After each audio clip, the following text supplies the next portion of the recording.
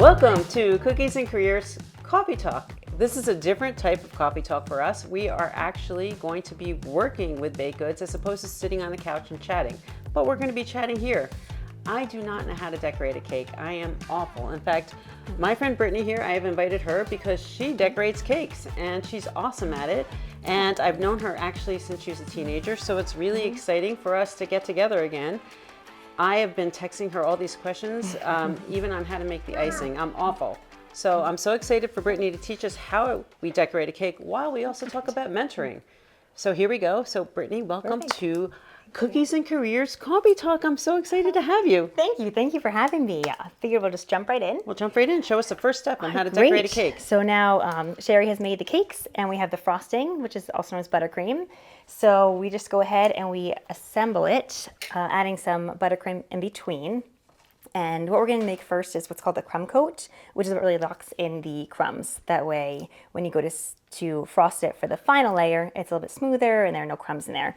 So I've actually learned all of my cake decorating tips from YouTube. I am pretty much just self-taught. So in between the layers, we're going to go ahead and pop it in the fridge. So the cold temperature, really solidifies it. That's something that can be edited out, you think? Yeah, it's all right. Yeah, it's okay. It's reality. It's not right? always exactly a pretty process, right. But the final product is really what looks great. Exactly. Yeah, so what, a little icing on it. That's true. It's part of the process. Right. So I didn't even know about a crumb coat. So you've all seen me bake all different things, but decorating is just not my forte. Not at all. It's something I'm continuously improving upon. Right. And it's really fun because there's so many options when it comes to decorating. Yeah, I liked your the cupcakes you did. Was it Elmo or Cookie Monster? What was that? We did. I did a Cookie Monster cupcake pull-apart cake, and I really wasn't sure how I was going to do it. It came really from a Google inspiration, Google picture, and it turned out really, really cute. So I was really pleased. And now we're going to go ahead and just put the frosting on the side. And then once this is covered, so you really want a very thin layer for the crumb coat because you're putting a second coat on later. Gotcha. And you don't want it to be too sweet. This is where the second bowl comes in handy.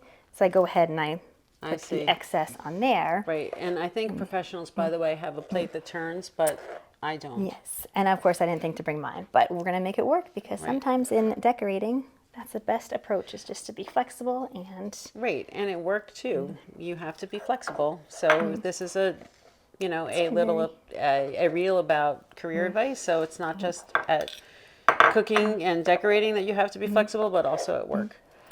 That's very true. This is a hobby for Brittany. She also has a full-time job, and she's a mom of two. These are two toddlers, so... She's a busy lady. But in a weird way, baking has always just been very cathartic and relaxing for me. So I do enjoy baking for fun. We're going to pop it in, and then we're going to decorate. The next thing to do is that this has to go in the refrigerator for 10 minutes and set. So we're going to put colors in the icing afterwards. And at that point, we're actually going to talk about mentoring, which I think is a really important topic as you go through your career from an early stage on. Finding the right mentor is really important. It doesn't matter what age you are. Having mentors is extremely helpful. And I've mentored a lot of people in different organizations throughout my career. It's the most rewarding thing I think I've done in my career is working with different people. So we're going to talk about that a little bit in a second. Perfect. And we're just about done with the crumb coat. The crumb coat never looks great, if I'm being honest. It always is a little disheveled. Crummy, exactly. But like I said, it's well hidden. So finally I'm going to take my bench scraper and I'm just going to clean up the sides.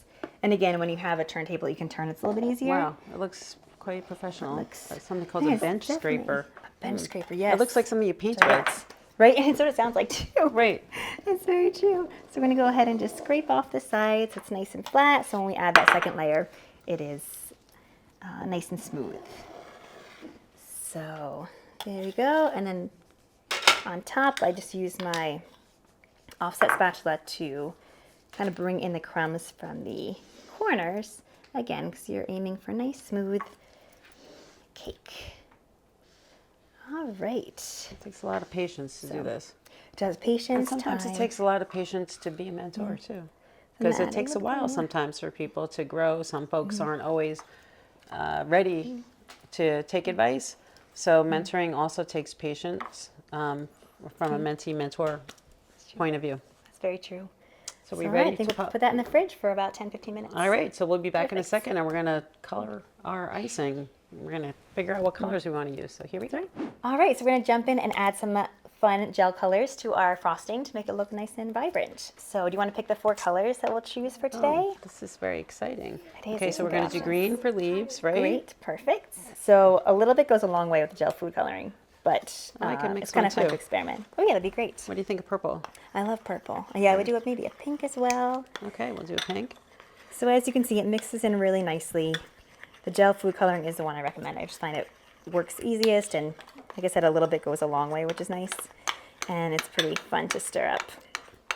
And what's nice too is if you have extra buttercream and it's a little bit too dark, you can go ahead and add a little bit of the white, and it softens up a little. So you can really play around with it as you need to find the right color that you're looking for. All right. For whichever design that you're doing at the time. So this is a little more purpley than I thought. I thought it was gonna be pink, but that's okay. All right, so let's, Oh, that looks great. that is seriously orange. That is. So yes, it's amazing how vibrant it becomes with just a simple single drop. So one of the things I wanted to talk about today was mentoring, and actually reverse mentoring. So when we have a mentee-mentor relationship, it's a two-way street. So when you're looking for a mentor, or you are a mentor and have a mentee, you need to have it be bidirectional. Like, the best thing I've learned about being a mentor is what I could gain from learning from my mentees. So that part has always been really helpful for me. So now I'm learning, of course, how to decorate. But you're a working mom. So do you have a mentor that sort of helped you as you moved into your career? So I did. I had a supervisor who was with me the entire school year, and she had been a school psychologist for, I want to say, 20 years. And she was a huge, integral part of who I am today because I learned so much from her. So the approach that she had in my experience with her was an I do, a we do, and a you do. So she would do something first, and then we would do something together, and then I would do it on my own. And it was just a great approach because I learned so much just from observing her, and then it gave me the opportunity to work together and ask questions. And I feel really strongly about that approach with mentorship. That's a great approach. And then especially the we do part, because there's maybe something, how you did something, even though she'd been doing it for 20 years or whatever, that she probably learned how you approach it differently from your perspective. Very much So it's a really good thing. Yeah. All right. So I think we're going to go ahead. So we'll save this for the green. Are you comfortable filling bags or no? No. All right. I'll Show walk me you what to through do. it. I stink at all of this. Oh, no. Show me how to fill the bag intense. right, because I swear I can't get the stuff in there. So we actually, do you have a tall glass? That might help Okay. as well. I'm going to go ahead. So I'm going to start by cutting off the tip of the piping bag. And you always want to start smaller, so you can always cut more. I've learned that. Perfect. Yes.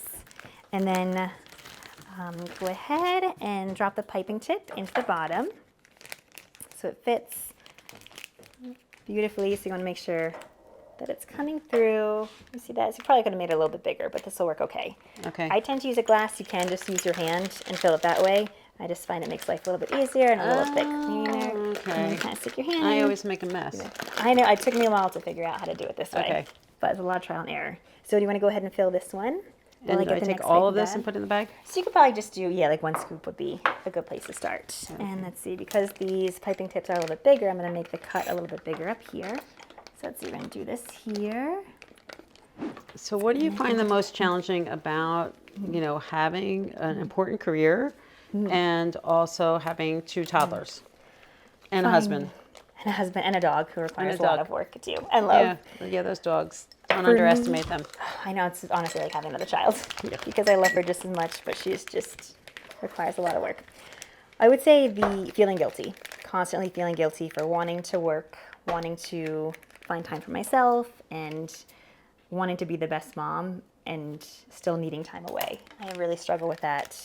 My oldest is 2.5, and I have not quite figured out how to embrace my alone time and going to work.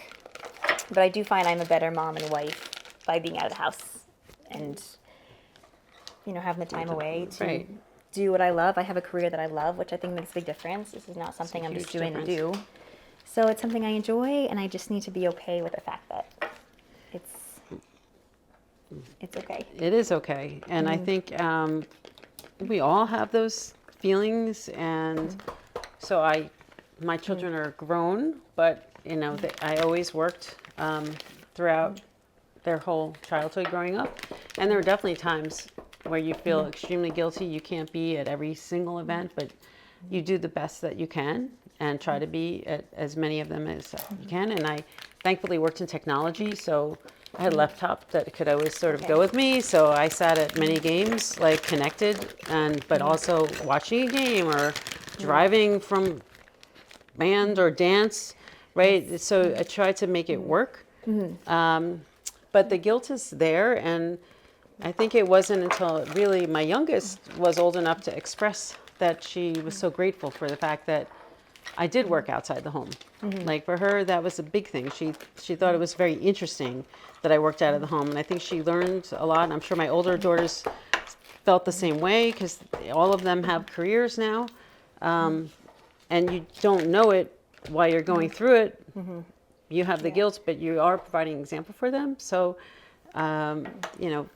that will impact them in their choices and hopefully in a positive way. So if it gives you any sense of relief, like it did actually for all my daughters, I think it impacted them in a positive way, seeing me work, seeing me be independent. I did my best to balance things out, and I think they appreciated it. So if that helps wipe away some of that guilt, because we all have it, I hope it does. And there's so many other working moms, work outside the home moms, because every mom is a working mom, that, everybody does it differently, balances differently. Your balance is not going to be the same as your best friend's balance, not going to be the same as my balance. And I think that's important to know too, is that, what your version of balance for your own sanity is not the same as your best friend's. So like what you need for your own self-care is different than what somebody else might need for their own self-care. But the important thing is that you actually take time for your self-care. And that isn't always easy to do. So whatever that high priority thing is that gives you a sense of relaxation, a sense of like, okay, like this is for me, even if it's 10 minutes, like hiding, right, it helps, right? Because like when you're in the house, the doors fly open. Yes, right? very much so. So like finding that spot where you can be alone, but try to take away the guilt if you can. Like it does, as many working mothers will tell you who work outside the home, mothers, that eventually it is all okay. But as you're going through it, and your children will have different stages in their lives, and they're going to get busier as they get older, and that's where it gets a little trickier. But make sure you have a support system around you to help you, and don't feel bad if you have a friend or a relative that's driving your child somewhere and you can't be there. It's okay. Like you might have to make other arrangements, and sometimes you don't have to make other arrangements. But having a village, it definitely helps. So it definitely helps. So that's true. I'm seeing that too. The importance of that. So I'll do it first as your mentor. Okay. And then we'll do it together, and then you can do it as the mentee. All right. That's so exciting. Beautifully to tie that in. All right. So we're just going to start, and it's pretty, kind of starts off, again, not looking the best. You just kind of put a dollop on top, and then you smooth it out.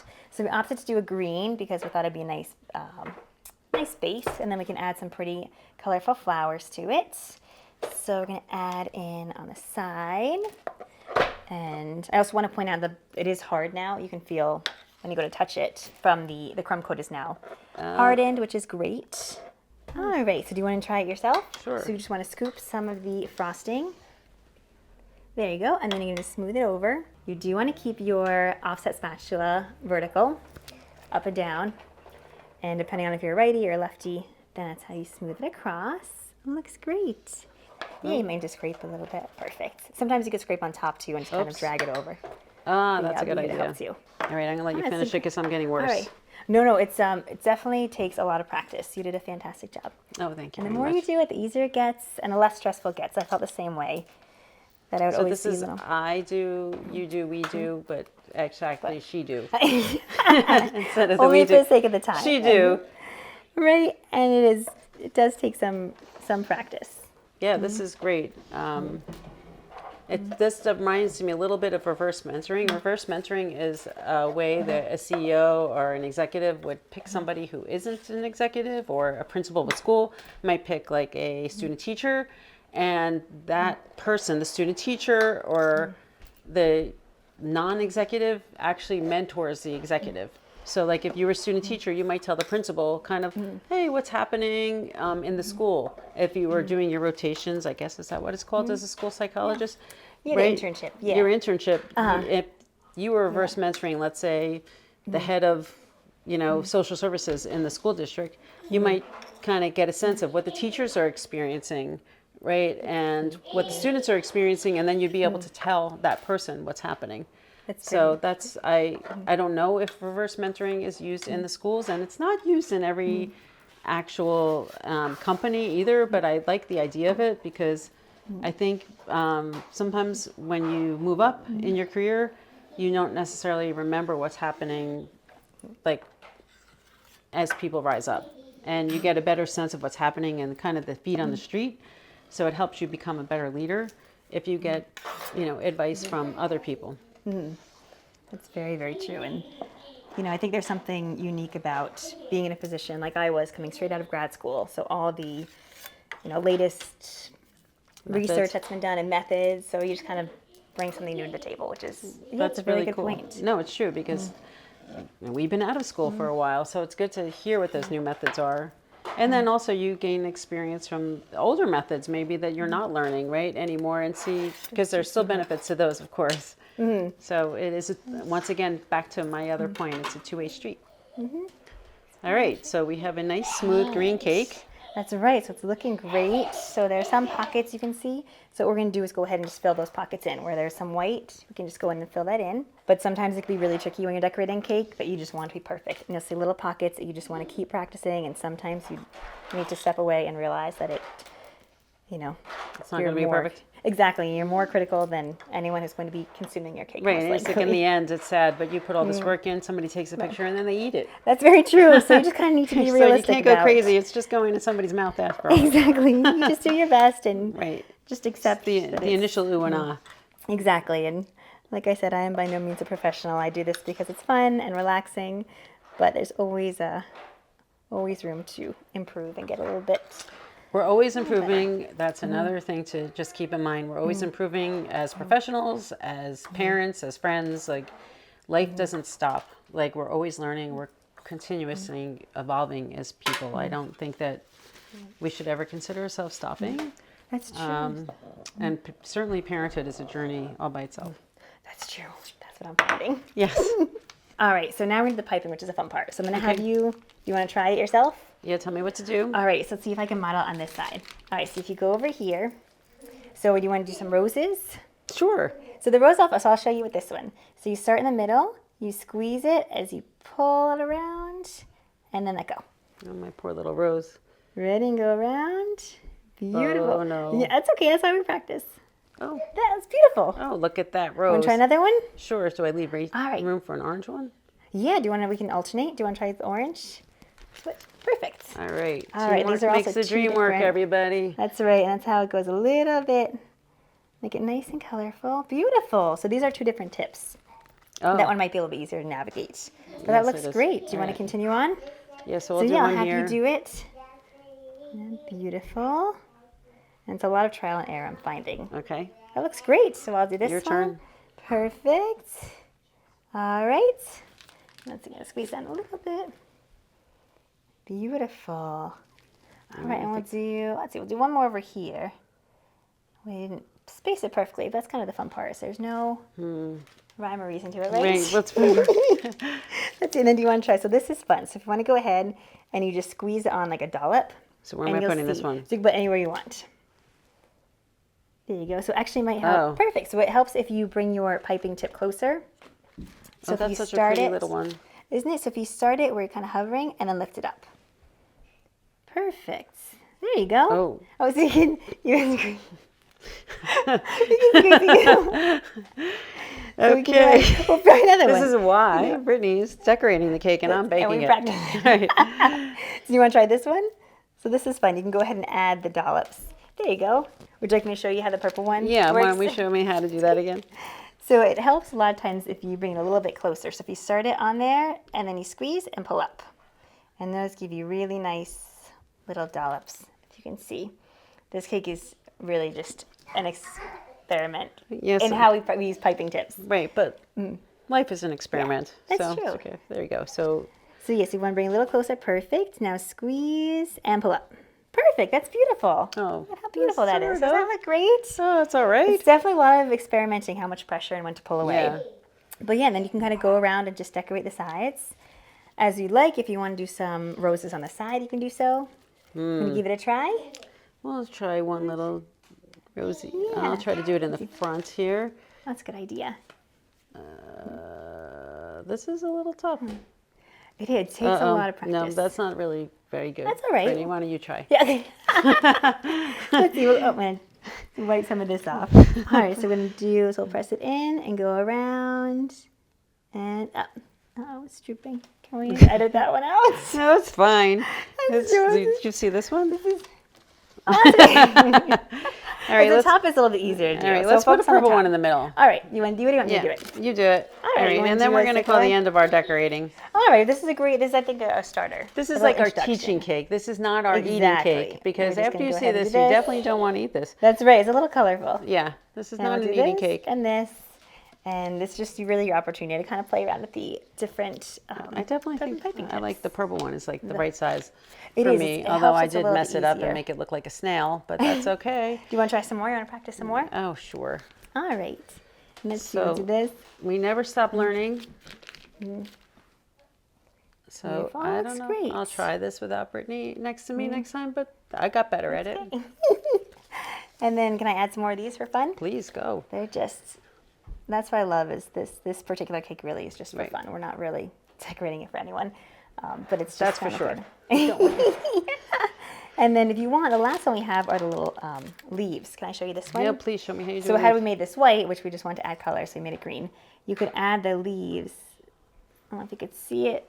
Let me see if I can try to do Maybe it on make the side. it, put it on one Oh, of yeah, the like on the ones. pink? That's a good Yeah. idea. Let me see. So the leaf looks really pretty there. Oh, look how pretty So that you can leaf see it is. just adds a little bit of color. That's lovely. I like your little snail. It's cute. Oh, that's so pretty. That's really It's great. nice. So yeah, you can just really experiment with the different piping tips and the different colors. It's great. My last tip on mentoring is that a mentor could be somebody who's a lot older than you, maybe somebody who's just a few years older than you, it may even be a peer. So it's good to have somebody just ahead or same because you could learn, I'm sure if you have other like school psychologists that you could learn from in another district, you don't know what they're doing. So it's like a peer. So I think it's important in mentorship to realize that you could learn from people of all ages like I've learned from you how to decorate That's a cake. true. And this Yeah. is I definitely learned how to do it. I don't know that I would do it myself. You could see I've done a scary job, but I've learned a lot. So thank you very much. It's just introduction. We're getting to know the piping Right. bags, the piping tips, and the different colors, and then you can continue to play around with it. All right, so ready? Great. So All let's right. take this. So Perfect. ready? All right. Catch you later on Cookies and Careers. Okay. Okay. We'll try another This one. is why Brittany's decorating the cake and I'm baking we- it.